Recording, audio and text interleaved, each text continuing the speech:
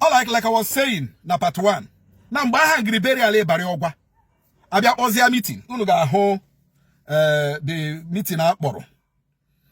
Abia Ozia meeting. Meeting akporo wo agreement. Umunne Ibari Ogwa. No umu Ibari Ogwa. You know? It was an agreement reached by Umunne Ibari Ogwa. No umu Ibari Ogwa. So this agreement was also taken to the police station as Zone 9. Obro nilanya, I pasted it here. Omo, no umu besi ofoha. Mwanye nyinya. Here wo this thing of the agreement. You know? Obro nilanya, as at the date of an agreement. Yao, number 2 of this agreement say that we observe the minute silence for the repose of our forebears, most especially the recent demise and passing of our benefactor, late Mr. Chukwudi Oforha, popularly known as Ibari Ogwa, who is yet to be buried as of today, 5th February 2025. So how many meeting now? 5th February 2025. Yaw this year. Then, thirdly, that we shall hand over, that's we shall hand over all his properties to the local administration of our leaders. Names Sadike, Mrs. Alice Dike, and Pastor Felix Oforha. That the lawyer, Madokaji CEO, Esquire, will be supervising our agreed decisions as a family. Now, whatever in age. Lawyer Umu Ibari Ogwa supervise this thing, the decisions of the family.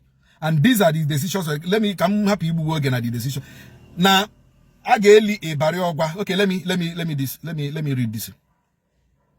That all other properties and chattels of late Ibari Ogwa Chukwudi Oforha, as recovered by the police, is on 9 D3 office of the Assistant Inspector General of Police, shall all be handed over to Messias Dike, Felix, and Alice Dike officially on 12th day of February 2025 by the AIG office. Now, what that the mortuary tally of Aladema Hospital bearing the human remains of late Chukwudi Oforha Ibari Ogwa to be handed over to our family, our family leaders, namely Sir Luke Dike, Mrs. Alice Luke Dike, and Pastor Felix Oforha, respectively.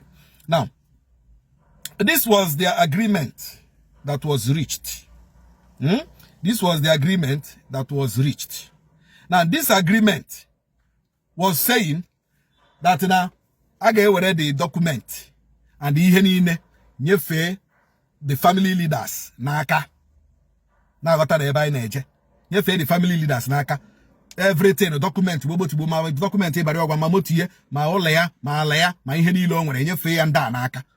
unfortunately, this agreement Ghana Zone 9 sign a chaya. Both families have been signed. Let me read out the signatory so that exactly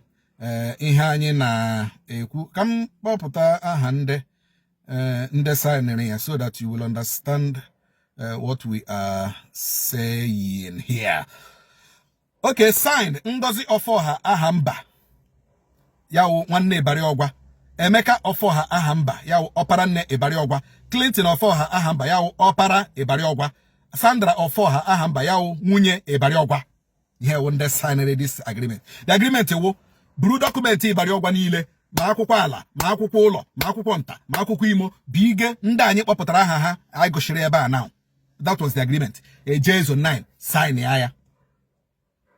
Na agota na ebe anyị na-eje. Ndị ga-eburukwa na agreement ya bige the leaders of the family wo ụmụnne Ibari Ogwa bu the documents. Ha buye. Now, agachala ụmụ ahịa lọta. Ha akpọwazi nwa Ibari Ogwa si ya bịa. Nwatakịrị agaruo.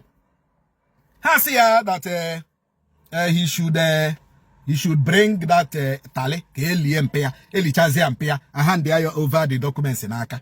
Matakara simba na de nieme. No bu ihe akwuru. O ihe ji elibegi Ibari Ogwa o. O ihe ji elibegi Ibari Ogwa. Matakara say hamba. No bu ihe amere gini ihe akwuru. Ye kwelu kwu ala, kwelu kwu ala, kwelu kwu ala. Matakara say hamba no bu ihe amere gini ihe akwuru. That he will not hand over those the tally Mpaya because Oya Jitale Mpaya. That is why Ibariogwa is yet to be buried.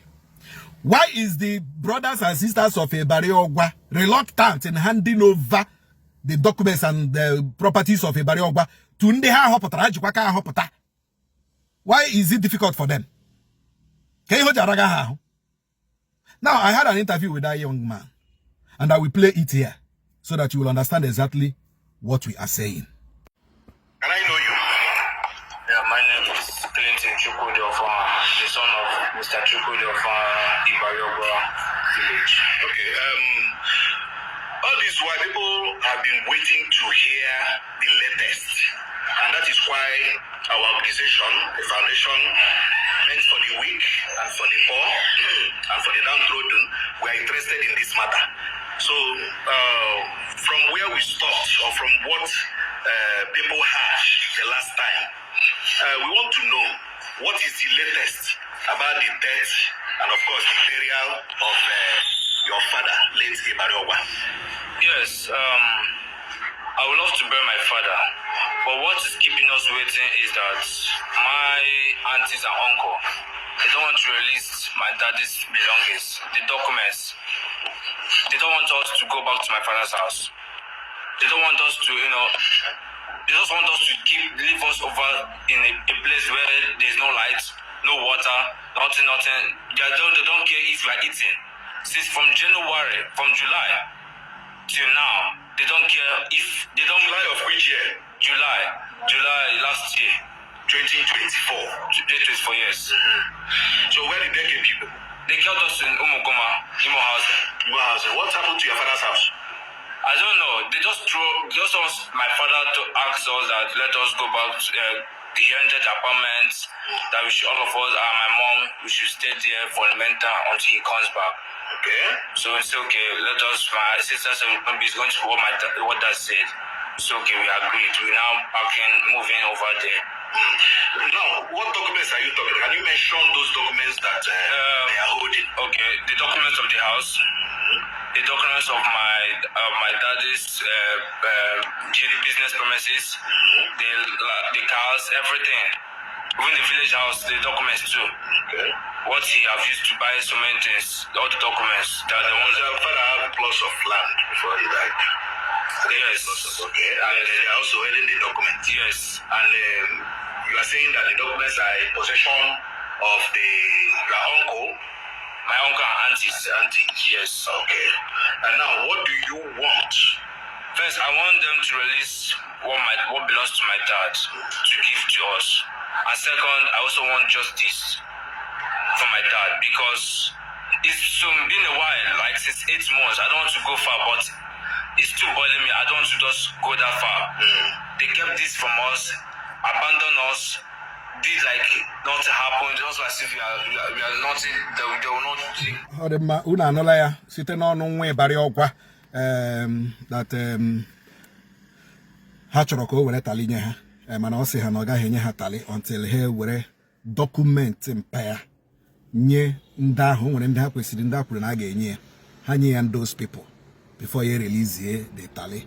So before I conclude, I would like to make this statement. Apart from being coming from Umbitolu and knowing our culture, I want to ask Ndale Nyogwa what is happening. I want to ask Ndale Nyogwa Nambitolu what is happening. Ndogwa as a whole, what is happening? Ndeba isekwa na ewu okenye anaghị anọ n'ụlọ, ewu amụọ n'ọgbịrị. Ndebe anyị si na akụkata aka n'obi egosi ndị mmụọ ebe ndị dị mmadụ. Ndebe anyị sikwa na ebe nwata na-ebe akwa atụ aka ma nne ya anọghị ya, nna ya nọrọ ya. Ndị ala enyi ọgwa what is happening? Ndị eze ọgwa what is happening? Ndị president general se nwere n'ọgwa what is happening? Ndị nze nwere n'ọgwa what is happening? Ndị isi obodo, ndị isi ala enwere n'ọgwa what is happening?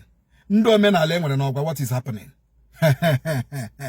Lele alịrịo, lele na arịrịo, onye richikwe n'ọnụ dashi ụzọ, ọkwa ya wuke kacha njọ. Unu marakwa ihe dị mma na-eme. Ndị ọgwa, unu marakwa ihe dị mma na-eme n'okwu a. Ekwuchakwa m, ọkwa ogu ka m na-atụ, aka ka m na-asha, ana m ekwupụrụ Olisa, ana m ekwupụrụ Chukwu okike abịama na-ekwu ihe enu si m kwuo na-ekwu ihe ana si m kwuo ndị ọgwa ọ dị mma ndewonu